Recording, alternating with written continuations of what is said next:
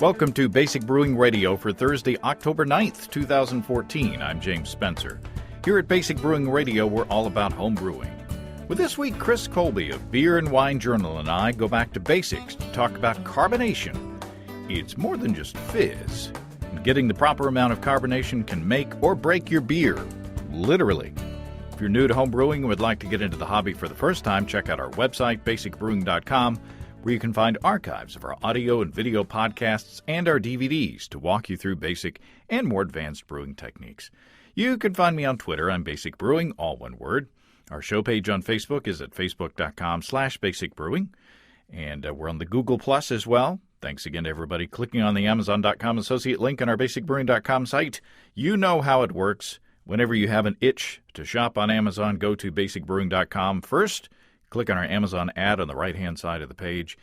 It won't cost you any extra. It'll take you right back to Amazon, but you'll be helping us to bring you the show. We greatly appreciate your support. We also have associate links for Brew Your Own magazine and the American Homebrewers Association on our site as well. You can find our Basic Brewing iPhone app on iTunes, our Android app on Amazon.com. We have a Windows Phone app. We're on the BlackBerry Podcast Directory, and we're on the Stitcher app, too. Check out our Brewer's Logbook at basicbrewingshop.com. In the front is a blank calendar that you can use to track your fermentations and plan your brews. And there's room in the back to log the details of up to 50 batches of brew. If you want to put a tip in our tip jar, some coinage in our guitar case, you can go to basicbrewing.com/support. And thanks to everybody who's done so already. You can do recurring payments or a single payment if you like. Protect your precious beer with one of our growler bags. Check those out at basicbrewingshop.com. For a limited time, you can get a free Basic Brewing bottle opener with the purchase of any of our DVD combos. Quite the deal. Let's go to the mailbag for a letter from Joe in Kansas City. Joe says, I'm not a big fan of competitions. I just enjoy the brewing and drinking my beers and mead. I share the good ones with family and friends. Years ago, I entered one in Kansas City and did quite well. And that was the last one I entered. My pet peeve is that competitions are very subjective. They also result in very complex, expensive beers. I believe that a good experiment would have the same beer. I believe that a good experiment would be to have the same beer entered in 3 different competitions and then compare the scores. And Joe says, keep up the good work on small batch brewing. Remember that you are not crazy but eccentric. Talk about subjective. That's Thanks, Joe. A bit of a rant there from Joe, but I think it's an interesting idea at the base of it. Comparing results from different competitions with the same beer. I know that there are those of you out there who love entering competitions and get a lot out of them, and get a lot out of taking part in them and judging and such.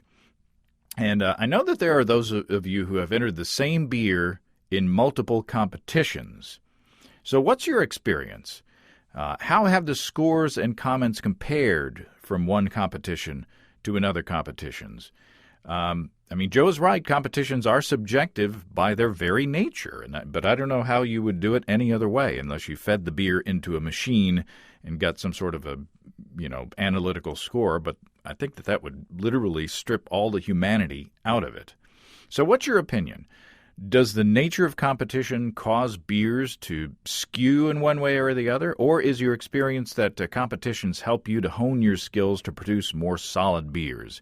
And do you have an experience where one beer did differently and got different comments in different competitions? And is that okay? Send me an email. I'd love to hear what you think. You can reach me at james@basicbrewing.com or by using the contact form on basicbrewing.com. And please don't forget to tell me where you're from. And if you have examples and comments or examples of scores and comments and that will back up your point, that would be great. I think it'd be fun because I've entered a competition and I had good results with it. And I've judged some competitions and I had fun. And it's tough. It's a hard thing to do. But I think that there are definitely pluses and minuses. Of course, my opinion is that I think there are more pluses than minuses, but let me know what your experience is. We have a sponsor this week. Just like your favorite beer and cheese pairing, the American Homebrewers Association is the perfect companion for anyone who's passionate about beer. Whether you're an expert home brewer or just getting started, more than 43,000 members rely on the AHA for money-saving member deals, event discounts, and brewing resources. As a not-for-profit organization, the AHA relies on members to support their work to promote, protect, and grow the homebrewing craft. Support your passion. Visit homebrewersassociation.org and join today. By the way, I forgot to mention the Great American Beer Festival last week. We didn't go this year, but I'm sure that it was a blast if you did go, and I enjoyed seeing those posts and tweets and such from those who did. It is an overwhelming thing, so it would be fun to go again. Okay, we're called Basic Brewing, as you know, and in the beginning we did cover a lot of basic stuff. But nowadays we spend a lot of time on more advanced material. But as I've said before, even advanced techniques are basic once you know how to do them. But every now and then I get an email about a basic topic that we haven't explicitly covered on the show, something that's not in the archives. And I like to be able to fill those gaps in the archives. So when I got a few emails recently from different folks with carbonation questions and issues, I thought it'd be good to go back to basics. And the guy that I think is a great guy to go back to the basics with, and advanced stuff as well, is Chris Colby of beerandwinejournal.com. Well, Chris Colby, welcome back to Basic Brewing Radio. Hey, James. Thanks for having me on the show. I've been getting a lot of questions in the emails lately about carbonation, and I can't believe that we haven't done a standalone show, however many episodes that we've done in this podcast. And I don't think we've done a standalone show just on carbonation. So I thought, well, I'll call up Mr. Chris Colby of beerandwinejournal.com. Certainly he should know something about carbonation. Should. Whether I do or not. Now, carbonation, we don't often, or I don't at least, think of carbonation as being a flavor component or something in the recipe. But it is. It is an important part of the recipe. What does carbonation bring to our beers? Yeah, it's a very important part of beer. It, despite the visual aspect of bringing up the foam, it also just the bubbles sort of help waft the aroma out of the beer, and they also provide when you're drinking it, there's the tingle on the tongue, and also a little bit of the carbon dioxide, a very small amount gets converted to carbonic acid, which has a little teeny bit of a bite. So it brings a variety of things. But probably the biggest is just the sort of the tingling, fizzy, carbonated flavor of beer, and then secondarily the effect that it has on the foam.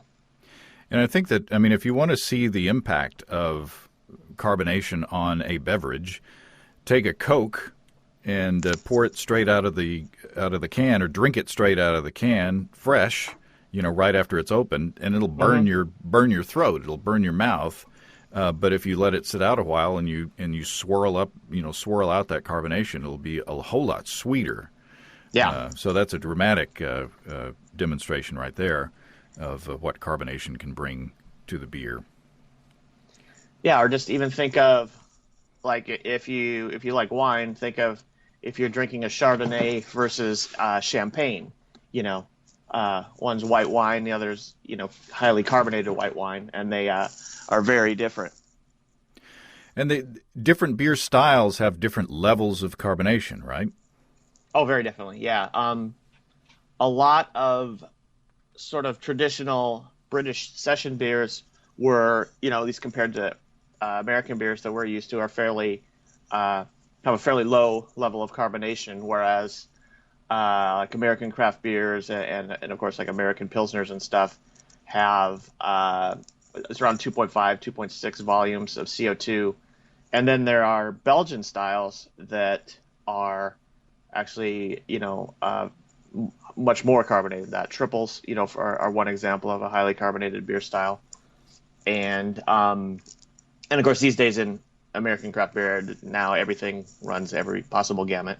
But like at least in terms of traditional styles, it sort of used to be British session beers were on the low end, although they certainly had beers that ranged into middle. American craft beers, the sort of first wave of British-inspired pale ales and stuff were kind of in the middle. And same with German lagers, and then Belgian beers were always sort of up and down the scale. Wide variety there. And if you think about it, I mean, the level of carbonation pairs well with the different styles. For example, you wouldn't want a really fizzy Scotch ale, for example, that would be really out of place. Yeah, a real long-standing beer styles that have a level of carbonation, especially a level of carbonations that's sort of outside of the norm. There's usually a really good reason for it. Like a triple wouldn't, like, at least to me, wouldn't taste half as good if it was carbonated to the same level as a pale ale. Mm. Yeah, and there's some, right. And there's also some sour beers that are fairly highly carbonated, and those can be really, excellent. And part of the reason for that is their carbonation. And there's some safety concerns if you're brewing a beer, say that is more highly carbonated, and you want to bottle it. Just the standard American 12-ounce beer bottle may not be rated to the amount of pressure that you want to put in there. Yeah, there's beer bottles come in different sort of thicknesses. There's sort of the general brown bottle beer bottle, if it is fairly thin these days. Breweries don't spend a lot of money making really heavy glass, but it used to be, and I don't know, maybe still is, there used to be what were called bar bottles that were very thick, and that the bars would collect them at the end of the night, and they were returnable. The brewery would wash them, refill them, and if you can find those are a lot better. Although those still won't withstand sort of the highest amount of pressure. If you want to do that, there's those little bottles that a lot of Belgian beers come in that are just thick glass with a little punt, the little indent at the bottom. And if you want a bigger format, you can use like champagne bottles and things. You can generally just sort of, when you pick up a bottle, you can tell a little bit about how well, if it's just obviously a very thin walled bottle, it's not going to hold much more than the normal level of carbonation. If it feels, pretty substantial, it'll probably take a little bit more. If you're really bumping up the level of carbonation, you want to be a little more serious about like finding out the PSI rating of the bottle. But for things in the normal fizzy to like, more fizzy than normal, but not, champagne levels, most sort of just heavy bottles will do. What's the mechanics of carbonation? What's going on there? Well, it's actually kind of interesting. You start out with the beer fermenting, right? And you've got the yeast are going fermenting hard, and you've got CO2 constantly bubbling through your fermenter, and your airlock is bubbling, or your blow off tube is bubbling, and that's all CO2 being expelled. And the vast majority of that has risen up through the fermenting wort. And so at the end of fermentation, your wort is actually saturated with CO2, depending on the temperature that it was at and the atmospheric pressure at that time, assuming that you haven't capped the fermentation at any time. So it's saturated with CO2, but it's not necessarily fizzy at that point, especially if you're doing an ale. It's, if you were to pour that straight into a glass and drink it, you wouldn't perceive that as highly carbonated beer, but it has, it does have a little bit of carbonation at that point. So when you, if let's start with bottle conditioning, if you rack that out of your fermenter and into a bottling bucket, It'll lose a little bit of carbonation just from being knocked around. But you add the priming sugar, put it in a bottle and cork it. What'll happen is the yeast will start making CO2 again. But since you're probably going to store the bottle a little bit warmer than fermentation temperature, even at least ideally, basically the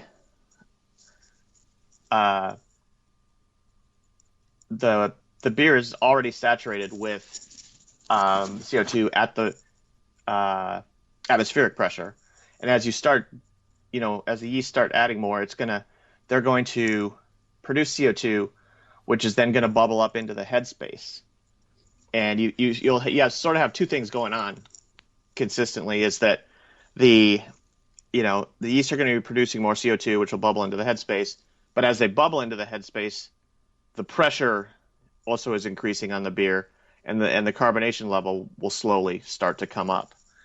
And then, you eventually get to a point where the yeast have done their thing, they've dropped out, and then you'll put the beer in the fridge for a couple days, let it clear. Sometimes the beer will might have a little bit of chill haze initially, but then it'll drop out, and just give the beer a couple days for any if there's any pressure differential that needs to still sort of work its way out between the headspace and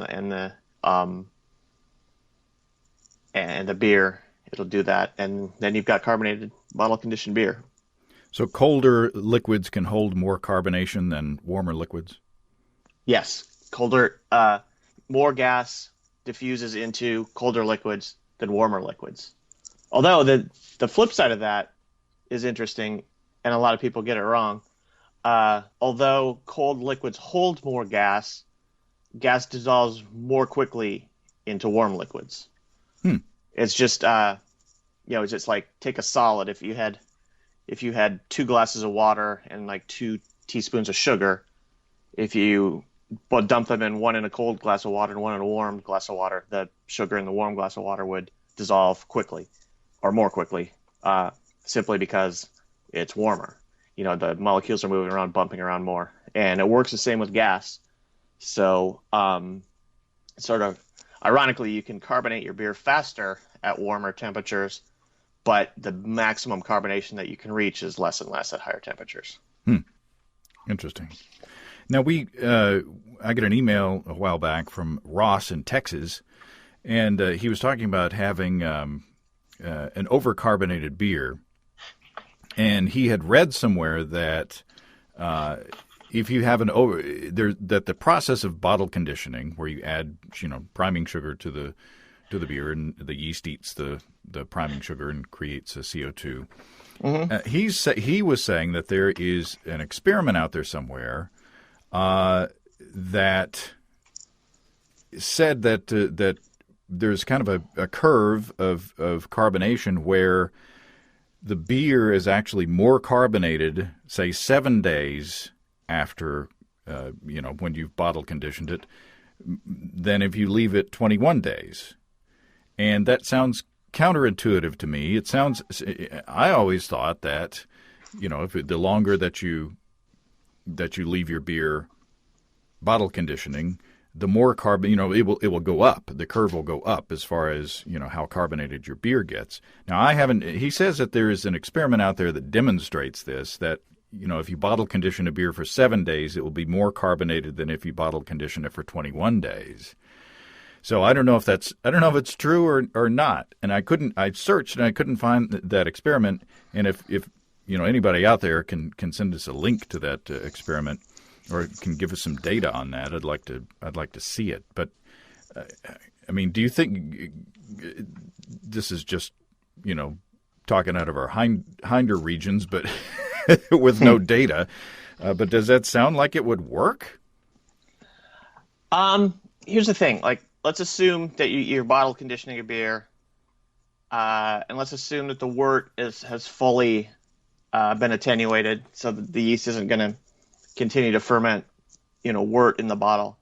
And let's say it ferments the sugar out, and then it's also not contaminated, so something's not going to continually grow. Once the yeast have eaten the priming sugar, they've created all the carbon dioxide they're going to.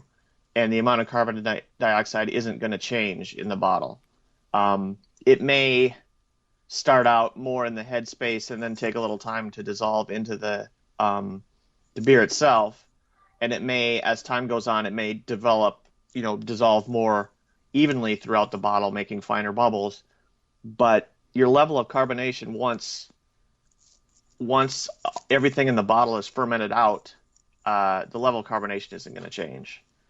Your perception of it might. It seems to me, I don't think I've done it as an experiment, but it seems to me that when I open bottles earlier, they sort of pop a little bit louder, and I've always attributed that to there's still sort of an excess, amount of CO2 in the headspace, and then also when I pour out bottles that I've opened, a little bit early, they tend not to have as much carbonation in the beer, which would make sense if it's all in, if there's more in the headspace, there's less in the beer.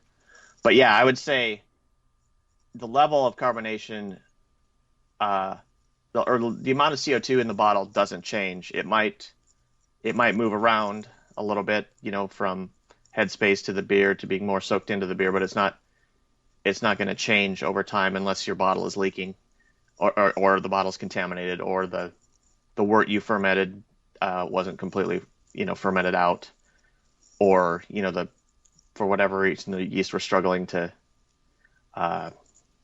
consume the priming sugar. Yeah, Ross, his initial email to me was that he basically was getting gushers. He was getting overcarbonation in his bottles, and he was assuming because of this information that the longer he kept the bottles closed, that they would become less carbonated over time. And as a safety rule, I would say that is probably not a good practice to follow. I think if after a week you open you chill a bottle and you open it up and it spews, I would say you need to get the rest of those bottles in the fridge to make sure that they don't become bottle bombs. I mean, wouldn't you say? Yeah, I mean, if you open a beer and it's a gusher, there's a couple reasons why that could be. One reason is that you could have moved the beer into the bottles before the wort was completely fermented, and then you added, priming sugar on top of that, and there was just a lot of excess fermentable sugars. You can simply overprime, and probably by far the most common cause of gushing would be a contamination, where some sort of microorganism is in there and it can consume, the carbohydrates what brewers call dextrins that brewers' yeast can't. And yeah, in that case, your gushers are just going to get continually worse. And yeah, you're going to run the risk of breaking some bottles at some point. I had a couple of bottle bombs when I first started homebrewing. I was storing my bottles in the same small space as the washer and dryer, and so in the summertime that room got really hot, and so I attributed it to that as a contributing factor. But I was using some Mr. Beer PET bottles more recently, and I accidentally double primed a bottle because I was doing them individually, and I can say that the sound of a PET bottle exploding is spectacular. Wow. It just kind of blew out the bottom of the bottle, and it was quite a mess. But yeah, it's so proper priming is important because you can get injured by shrapnel essentially. So when we are priming. There are priming sugar calculators out there, and the rule used to be, when I first started homebrewing, that for a 5-gallon batch of beer, 3/4 of a cup of corn sugar is what you should use.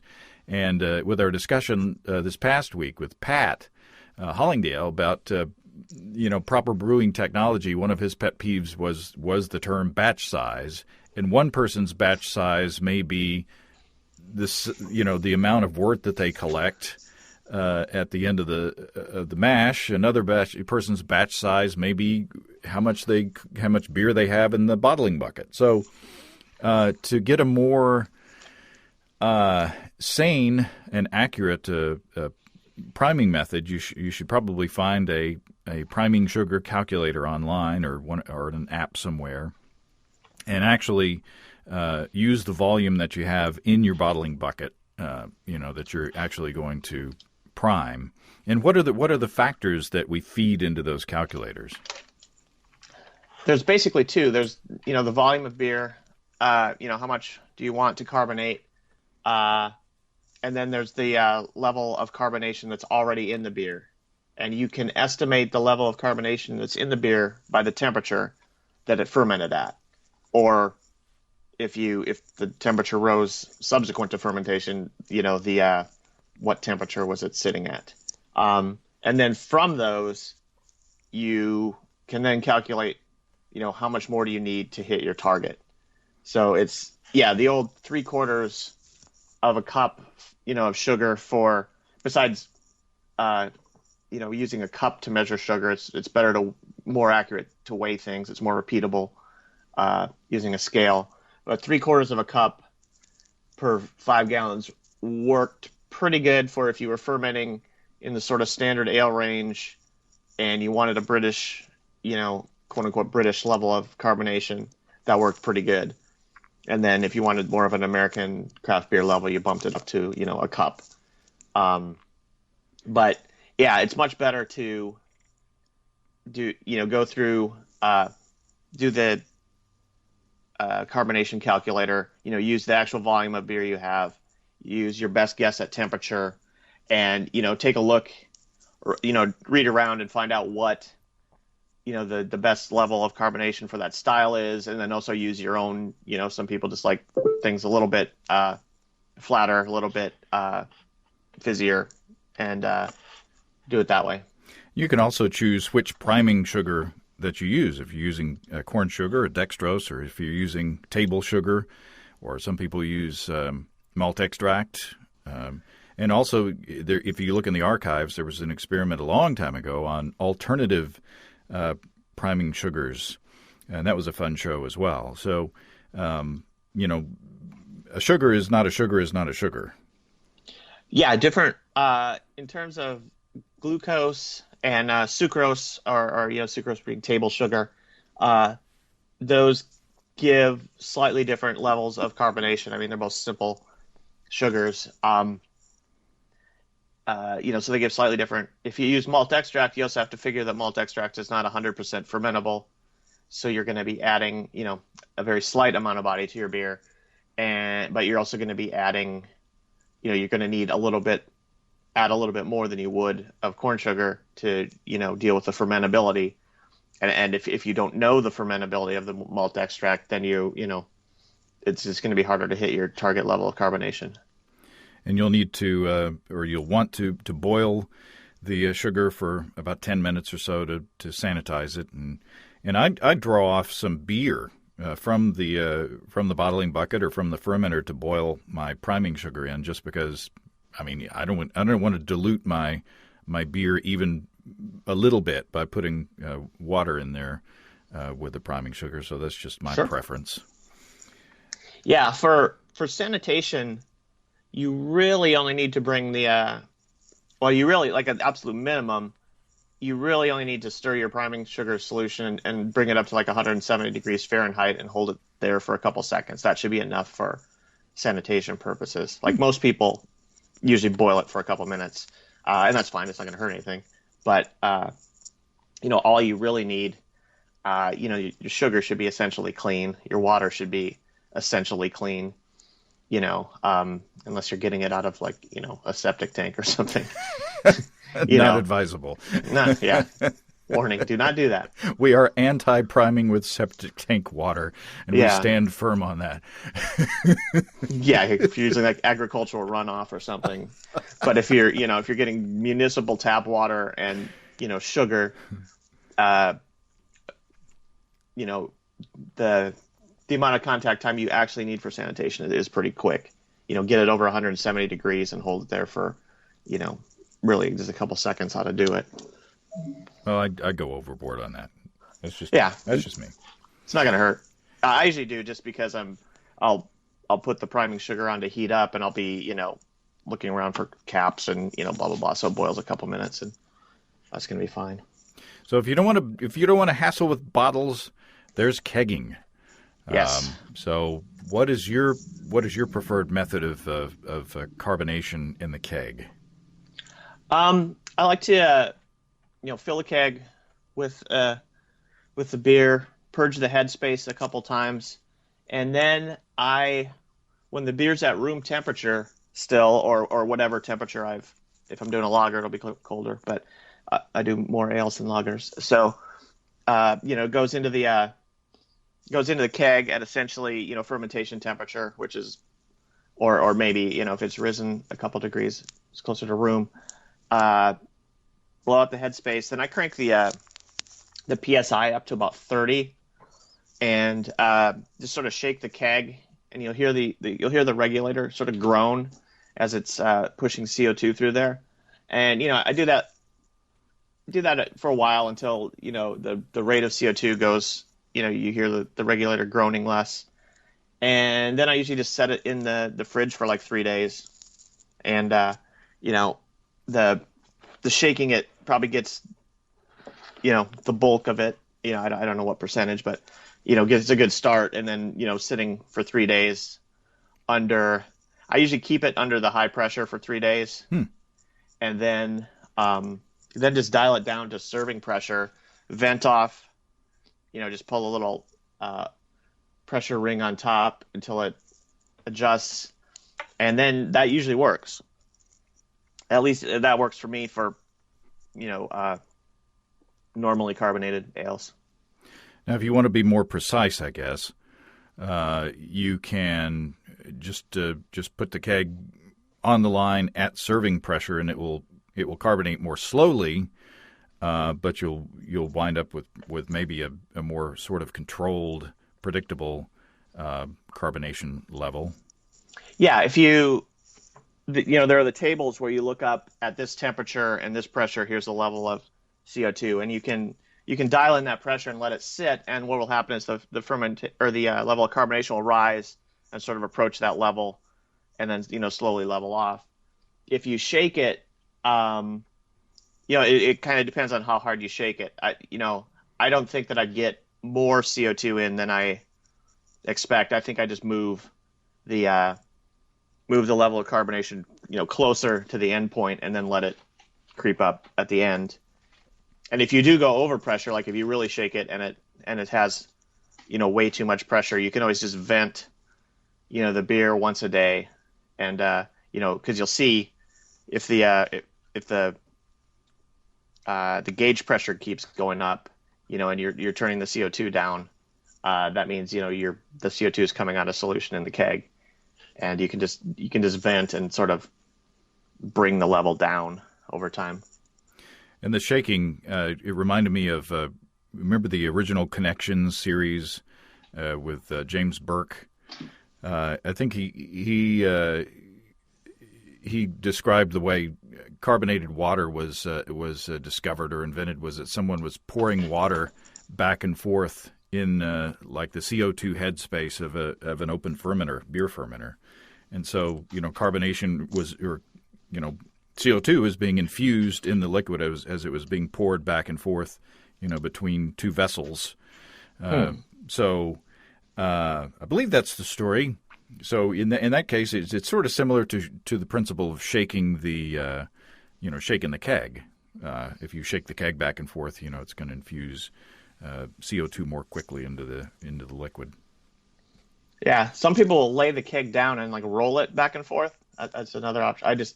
I sort of usually have it upright and shake it, but I don't know what is. It might be more effective to lay it down and either shake or roll it horizontally. Yeah, you would think there would be more surface. At the top. At the top of the beer for the CO2 to be infused into. And then there is if you're doing a cask ale, it's going to be more like sort of bottle conditioning in the cask. You'll be adding priming sugar or I guess krausen to do that. Yeah, I haven't personally done any cask ales, but I don't know. That sounds something like I would like to try sometime. But yeah, there's a whole, and that also depends on if you're doing cask ale, like how do you want to do, like a camera approved method, the Campaign for Real Ale, who, over in Britain, they sort of, they get all, their panties in a bunch if beer isn't served a certain way. The cask Nazis. Yeah. If like if somebody hooks on what they call a breather, which is like a CO2 line to, which extends the life of the beer, which you think would be good, unless you just hated technology. But, if they use that, then camera's like, oh, it's not authentic real ale. And, you're, I guess, supposed to care about that somehow. I'm not anti-camera. I think I'm all for beer diversity and serving diversity and all that. So yeah, it's nice to preserve historical methods, but also, I mean, if you're throwing away beer, if you're throwing away good beer. Yeah, if you're just letting casks go bad and putting a breather on them would help, I would say, well, use a breather. It's like, but I'm not with camera, so so don't listen to me if you want to adhere to their standards. And there's also I guess it's the German traditional way of adding unfermented wort or sort of krausening a beer and using a what is it, a Spunding valve? Yeah. You that's and some breweries will do that. Yeah, even without adding the krausen beer, you can either if you add krausen beer or towards the end of fermentation, if you have a really good grasp on how much fermentable sugar is left in your fermenting wort, and some reasonable confidence in your ability of your fermenter to hold pressure, you can cap the tank and let the last little bit of CO2 that's produced by the fermentation or the CO2 produced by the fermentation of the krausen beer ferment the beer instead of not ferment the beer, carbonate the beer instead of waiting to inject carbon dioxide later or have more carbon dioxide produced by bottle conditioning. If you really want to be authentic, because I guess some beer purists would say that adding priming sugar is like adding an adjunct, a foreign substance into the beer. That might go foul of the Reinheitsgebot if you were to add corn sugar to your beer. I've fallen so far out of bounds of the Reinheitsgebot over my brewing career that I don't even worry about that. The things I've added to beer would make the guy who wrote that law have a heart attack. What's the weirdest thing you've ever put in a beer? Just as a side note. Oh, I don't know. I guess it depends on how you think about it. I've done a bacon beer once. I made a lambic with Jolly Rancher candies as the flavoring, apple Jolly Ranchers. I've made beer where I've used Mountain Dew as the brewing liquor instead of water. The soda pop Mountain Dew. I've brewed some weird beers. Frankenberry, I guess, is my weirdest thing, probably. I had that beer. You sent me one. That was a weird beer. It was good though. Tasted like Frankenberries. And then we did a watermelon beer where all of the brewing liquid was watermelon juice. Wow. That turned out kind of weird too, but tasty over time. That was one that needed to be aged to be appreciated. But anyway, that's a digression. But anyway, I made a Four Loko clone once. That heavy alcoholic caffeinated beverage they banned. And me and a friend, Dave Abel, brewed it, and also Joe White. And at the Zealots picnic, we served it, and we pushed it through. Dave did this. He brought a watermelon Randall. So we had our disgusting alcoholic concoction pushed through watermelon. And oddly enough, because Dave's a good brewer, out of all the good beers he's done, when people talk to him, they're like, "When are you going to brew that Four Loko clone again?" Oh, that was awesome. There's no accounting for taste. No. Oh, well, all right. Is there anything that we missed at all? Probably, but Probably. I think we've hit the high points. This is it's good to get back to the basics every now and then. We spend a lot of time on the advanced stuff nowadays, but it's good to get back to the basic stuff. Because, even if you've brewed a long time, there may be something that you pick up that you hadn't thought of, or maybe we approach something in a way that maybe you hadn't thought of before. So there you go. There you have it. Thanks, Chris. Thanks for having me on the show. Well, thanks again to Chris. Chris is still posting great stuff on beerandwinejournal.com. Be sure to check that out. He's currently starting a series on barley starch. So talk about advanced. If you want to read some advanced material, that would be a great place to go. And it's great to step back and talk about some science and get to know what's going on behind the scenes in your beers.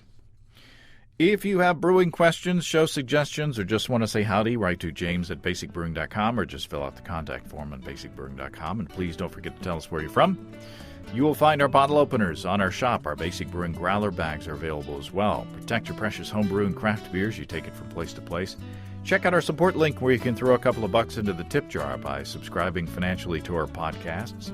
Be sure to check out our DVDs, Extract Brewing and Partial Mashing, Stepping into All Grain, Low-Tech Lagering and Decoction Mashing, and Introduction to Wine Kits.